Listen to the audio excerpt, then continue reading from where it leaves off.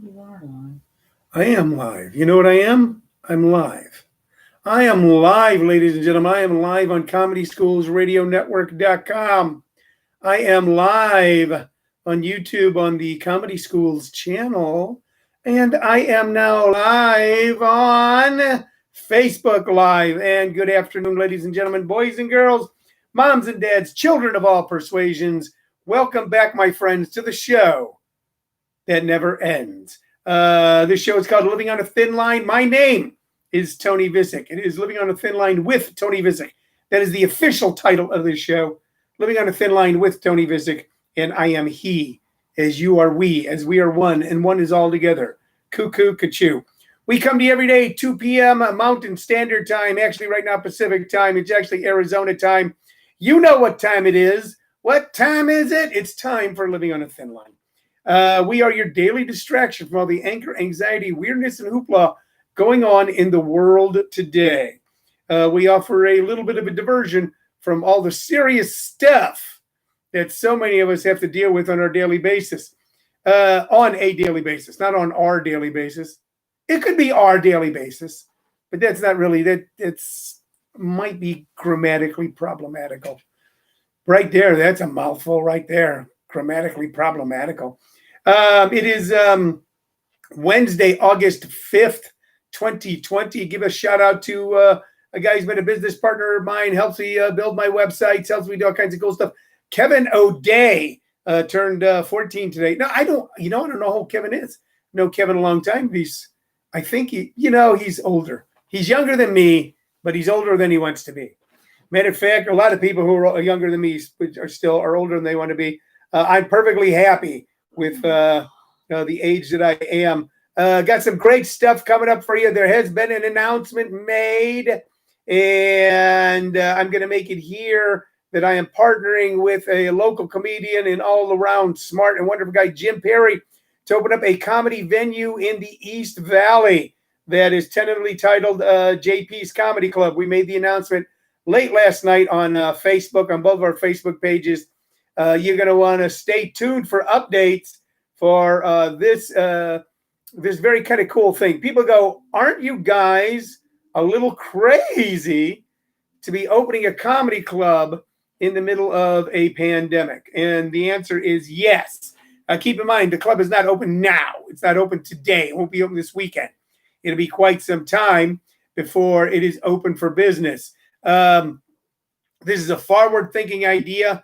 This is I think it's basically an American idea that the future is going to be better, that the future can always be better. If you really look at it, for the most part in America, our future is always better. We have some big setbacks, some terrible setbacks, some horrendous setbacks. The Civil War was a horrendous setback for a number of years and quite painful for people who lived through it.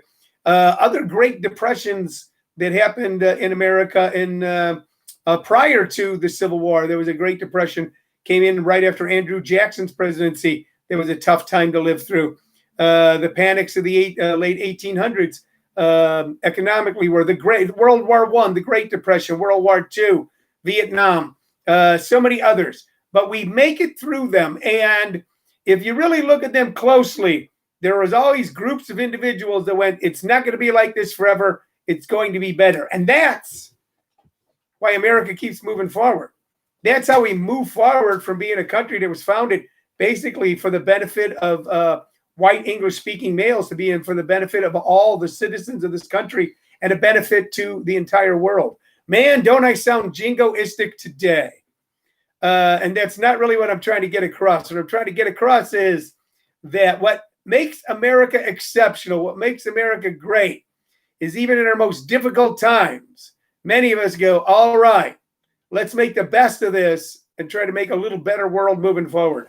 I don't know that a little comedy club that has a strong emphasis on comedy workshops, because that is going to be the mission of this particular club. If having a little comedy club in a storefront, in the Mesa, Gilbert area is going to be something that really makes the world a better world. But we all make a better world by being a little better ourselves. So watch for announcements for that. We got that coming up. Also, some cool things coming up in the very near future. keeping in mind that I'm a strong believer right now in wearing masks in public and safe social distancing, but also know that human beings on occasion have to go out and see other human beings. It's just how we are. That's one of the issues right now with the quarantines and the lockdowns, isn't it? That's how we punish people. In the United States, our primary way of punishing people is to imprison them. And then for the most serious offenders, yes, we have capital punishment, but it's rarely used. The most serious of offenders is almost complete isolation, supermax facilities, that sort of thing, being put in the hole when you have acted out improperly. So isolation is punishment. And I think that's what a lot of people are feeling through this pandemic right now. They're feeling punished for something they didn't do. But it's not. This is not a question of morality or judgment or justice. It's a question of a highly contagious disease. Still in all, there are precautions I assume one can take. Look, we take them. We go to the store. Okay. When I've got the car washed. Okay. Have ordered food from restaurants. Have not sat in a restaurant and not eaten in a restaurant, but ordered. He went up there. So we're going to do something this Sunday that we're doing about once every 5 weeks. And we're going to do it again this Sunday. And that is we're going to have a live in-person show in Glendale, Arizona, which is like polar opposite. Think New York and Los Angeles, almost geographically between Glendale and where we're opening up the new comedy club. But in Glendale, Arizona, our very good friend Tom Sims has a wonderful club that he's now opening only on selected dates. This Sunday, August 9th at 4 p.m., ComedySchools.com presents Tony Vicich and Friends. So if you're in the greater Phoenix area and you're going, I just would love to see a live comedy show. I promise you safe social distancing, only 40 seats, 40 tickets available in a about 120-seat room. Proper social distancing in the city seating, mask required. We're going to put on a live show for you. Tickets for that show are $15. You get them by going to stircrazy.com. Some of the people watching right now will be on that show. So we got that coming up, and kind of excited tonight as well that I start a new round of my advanced comedy workshops. People ask me what's my favorite thing to do of all the things I do. I really like doing this. I really like doing this Facebook Live show. I do. Our doing Living on a Thin Line and all the platforms it's carried on. But I love and have loved for 20 years teaching my beginning stand-up workshop and my advanced stand-up comedy workshop. I just love doing it. I love the challenge of creativity and coming up with something new and wonderful every few weeks. And that's what the people who are involved with these workshops do. And my hat would be off to them. But then I'm not going to take my hat off, because if I did, then I'd have to take off my headphones. And when I pull it off, then my hair would come flying around. I got a full head of hair. It's not that I'm going bald or anything, but it's just then putting them back on, and then you got strands hanging down. And you know what? It gets harder and harder the older you get. Like if I had a few strands of hair hanging down out of this and stuff, then I'd look like a crazy old man. It's harder and harder to try to keep it together as you get older. Okay? So that's why I'm not taking off my hat, because if I put it back on, then some hair might hang out, and then I'd look like a crazy old man. But metaphorically speaking, my hat's off to Randy and John and other people that are watching right now who are part of this process that we do every few weeks. This show is built on three things, ladies and gentlemen. Three things. It's built on three platforms: ComedySchoolsRadioNetwork.com, YouTube, Comedy Schools channel, and here on Facebook Live. Three platforms, and then we cover primarily three subjects. Questions and comments from you, the audience, that you leave here, and we try to comment back or answer those questions. That is one of the legs of our three-legged stool. The other is where I show you some knick-knack, some memorabilia, some autographs, some curiosity that we have sitting around here in the home office, and try to weave a little story around it. And hello, Tina and Mike in Lawndale, Missouri. Near and dear to me, being someone who grew up in House Springs, Missouri. And also then we recommend two artists, our piece of music based off of our mighty, vast and deep vinyl album collection. So let's get to the stuff, shall we? I'm not going to get into the whole bobblehead thing, the whole bobblehead rescue thing, that I'm not a collector, that I rescue bobbleheads. But here's a great one today. Look at this, baby. Okay, this is Josh Beckett of the Florida Marlins. Or the Florida Marlins, sorry, that they all broke quarantine and that half of them are now sick and they're jeopardizing the whole Major League Baseball season. Yes, we are. Are you on the team? I can't have the answer. You'll have to look it up. So here, take a look at that, YouTube. That is a great bobblehead. This is a cool bobblehead because still got a piece of tape on it. Because look at the stand it's on. So look at this. It's even cooler because I don't know if you can see. That is I hope it doesn't fall apart while I'm doing that. That's a baseball card. It's a baseball ticket. It's got a ticket. Okay? Look at that. So the whole stand is a ticket to a game. And it's a ticket to a World Series game. So it's reserved seat. I can't make out the section because his foot's on it. He's rude like that. Row 22, seat 4, reserve seat, Florida Marlins. Game 5. Game 5. All right. And what else is on here? National League logo, MLB logo.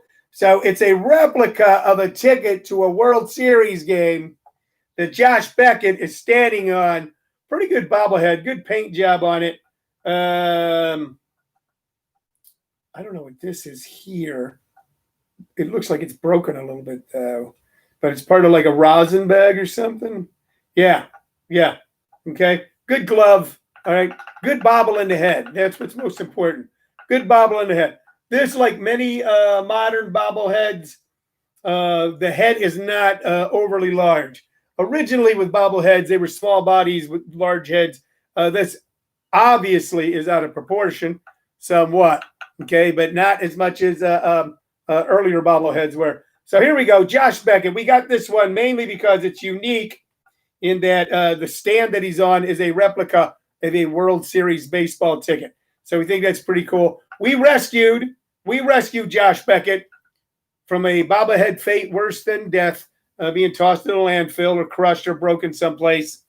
We rescued it, and we have him here, and he's going into rescue land, which is directly over there. So if anybody here wants to challenge, once again, listen, here's what you want to do, friends. Once we get it set up, you're going to want to donate to Bobblehead Rescue.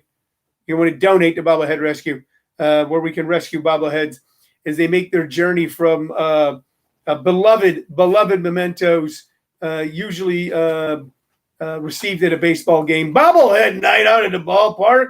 First 500 fans receive a commemorative bobblehead. Okay, from one of those special nights to when they're just shoved into a box or a closet someplace. They're abused, slapped around. Some people slap bobbleheads. There's bobblehead slappers out there. I'm going to tell you that right now. Never slap a bobblehead. Okay, you can bobble a bobblehead. So we should talk about that. The correct way to make a bobblehead bobble is to just kind of pop it on the head a little bit. There we go. Don't hit it. Bobble, you damn head, bobble. See that? No, never do that. Never hit a bobblehead. Just kind of bobble the little head. There we go. All right. That started sounding weirdly pornographic. I was going to get something from the producer here, but then she just shook her head in shame and resignation that she is married to a man soon to be 65 who spends a portion of his day every day talking about bobbleheads. All right, let's get to the music. What are we going to recommend? I don't know. Somehow the whole place just shook. First off, we're going to recommend, we're going to get back in the vault a little further than my generation to a previous generation, and we're going to talk to you about Glenn Miller. Now, Glenn Miller is somebody who, when I was a kid, if it's kids, we make fun of it. Oh, our parents want us to listen to Glenn Miller. Glenn Miller, what kind of music is that? So Glenn Miller was an incredible band leader. He, along with Benny Goodman, kind of brought jazz into pop culture. Jazz had been around, jazz, blues, but Benny Goodman and Glenn Miller really had a lot to do with making it the popular dance music that swept through America. The weird thing about the sort of swing music, it was swing that they did primarily. swing music that they did was as much hated and derided by adults when it came to the forefront of pop music as rock and roll was in the 50s, rock in the 60s, disco in the 70s. Okay, I don't know what my wife, she just grabbed the entire thing and made it shake, rattle, and roll here. Our hip hop or rap, whatever's new is derided by a previous generation. And the old people hated swing music, and they thought that it was decadent, and they thought that it was wrong. But these guys believed in what they were doing, and they were excited. So on the back here, I don't know if you can see that. You can. On the back, there's a drawing. Now, you're probably kind of familiar with that configuration. That is a band leader in front of a huge band. And used to be to have the kind of sound that could really kind of emanate through people, get the pulse going, get people toe tapping, make people want to jump up and dance. You needed a lot of musicians who were basically, for the most part, either striking or blowing, okay, into instruments, and they would make that sound. You needed tubas and trombones and trumpets and French horns and saxophones, tenor and alto, and drums and xylophones and vibes and all those things. And somewhere tucked around or someplace was maybe a guitar, maybe a piano. But these bands were really horn and reed driven. With the advent of electronic music and being able to amplify a single instrument, these bands began to go by the wayside. You didn't need a band with 20 pieces to go play a dance hall. You needed 5 guys, 4 guys and a girl, 3 guys.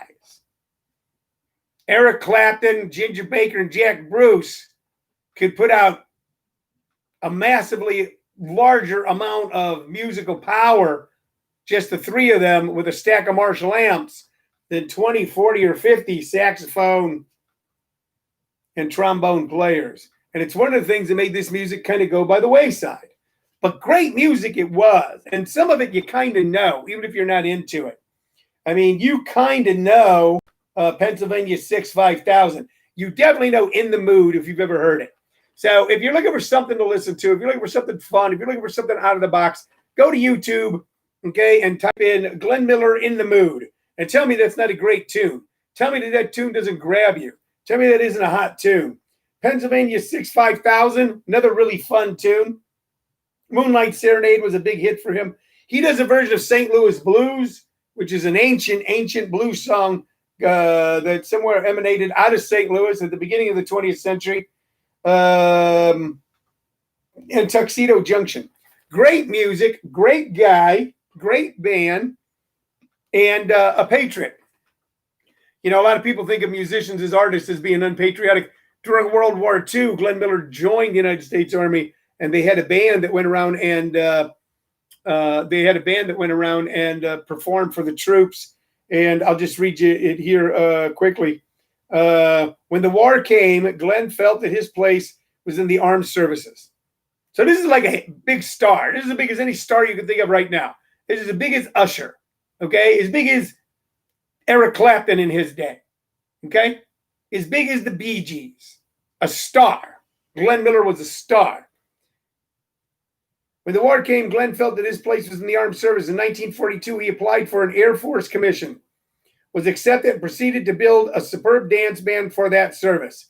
He took the band to Europe, where it played for millions of GIs. So you imagine, and we all know this, being a young guy, and they were all so young, those guys, thousands of miles from home, not knowing if you're going to live or die from one day to the next. Your whole life is consumed with war and killing and fear and anxiety, and you get a brief respite for a few minutes. A brief respite for a few minutes because someone like Glenn Miller will come and set up where you are and play. It's a very cool thing. Very cool thing. In December 1944, on what was to have been a routine flight, the plane carrying Glenn Miller disappeared over the English Channel. So, here's a guy, okay, who became a star in 1939. It was over by 1944. By the way, they never found the plane. They never found the body. They never found the wreckage. It's one of those great mysteries, what happened to Glenn Miller. But that music lives on. So really, really, man, YouTube In the Mood. You'll love the tune. It's a hot tune. Okay? I mean, even if you're a death metal fan, it's a hot tune. The other guy I want to talk about is from that era, had a little different story, World War II. There's a guy who his legacy as a man, as a myth, and as a music has lived on. We talk about him a lot on the show. There's a particularly good album. There you go, Frank Sinatra. That's classic Sinatra. This is an old album. So the album's actually fallen out of the thing because I'm going to take the album out for a second so I don't mess it up. This is back when he was on Capitol Records. There he is, young, skinny, hip, ring-a-ding-ding Frank. This is Songs for Swingin' Lovers. Songs for Swingin' Lovers. On the back, by the way, it says, for teenagers, when he himself was young and frail, Frankie stood in the theater spotlight and sang with all his heart, till the throng of girls screeched their delight. For adventure-loving moviegoers, he became the ill-starred soldier, Private Maggio, and his spirited, sensitive performance won a coveted Academy Award. For sad romantics, singing bittersweet ballads, he gently caught the mood of the wee small hours of the morning and created a best-selling record. And for observers of the social scene, he courageously fashioned a new identity in his taut, dramatic film portrayal of the man with the golden arm. So Sinatra has a lot in common with people like Madonna and people like Prince. What? These are artists that constantly reinvent himself. Frank Sinatra started out as a teen idol. Teenage girls liked him. Adults thought he was a weirdo. Okay, he fell out of favor, seriously fell out of favor during World War II. Because while men like Glenn Miller, Clark Gable, Jimmy Stewart, Walter Cronkite, men like that joined the armed services, Frank got a deferment for, ready for it? A bad ear. A bad ear. It was found 4F. And most servicemen during World War II hated Frank Sinatra because it seemed like he'd been able to use his privilege, to use a modern term, to get out of the call of duty. However, Sinatra's personality and whatever that inner power and inner light that he had was so great and so powerful, he was able to turn the tide. So a few short years later, those very GIs now home, safe and sound, back in America, moving to the suburbs, working in factories, opening up new businesses, found themselves in love with the music of Sinatra.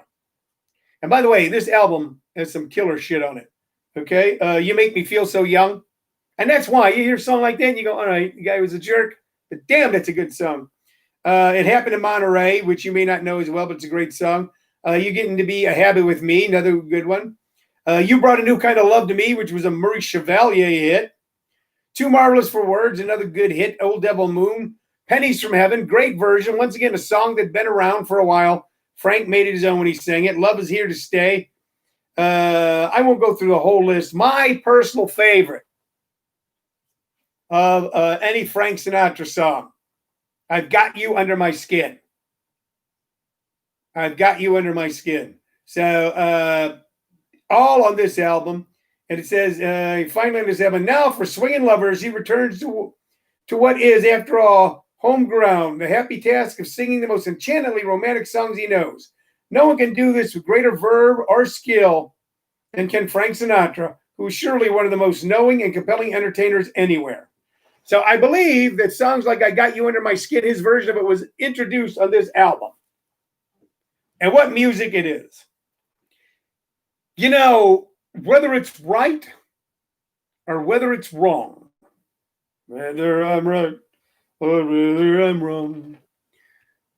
Great music, great painting, great architecture, great comedy, great stories.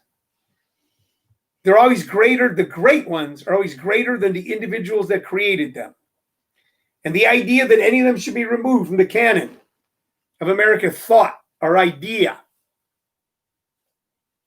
or knowledge is a greater sin than any of the sins that those people may have committed. I get to, you know what? I think a lot of people got Sinatra because most people, especially in those days, okay, were not as idealistic as some are today. Having gone through the Depression of World War II, they knew anybody who went through the Depression of World War II and all that time had to make their compromises with life. They had to, as many of us are having to do nowadays. So they understood a man who sometimes compromised to be able to survive and thrive. Not recommending it, not saying it's the way to go, but sometimes it is simply what is. All right, you know what? That's our show for today. I'm Jazz tonight. I get to teach a workshop tonight at 6 o'clock.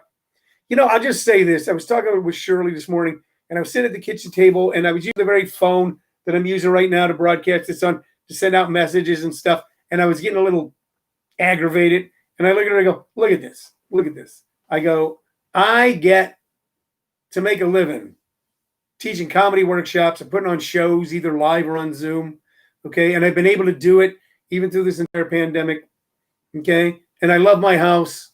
I love you. I love my house. I love everything, okay? And still I find myself complaining sometimes about what I have to do. Always remember, if you change have to do to get to do, you're going to have a better day. And you're going to have a better day for the rest of the day. And then tomorrow we're going to have another great day because I'm going to be back at 2 p.m. Mountain Standard Time on Living on a Thin Line. Bye, y'all. Bye-bye. Goodbye, YouTubers. You always get a little bonus here because it takes longer to turn you off.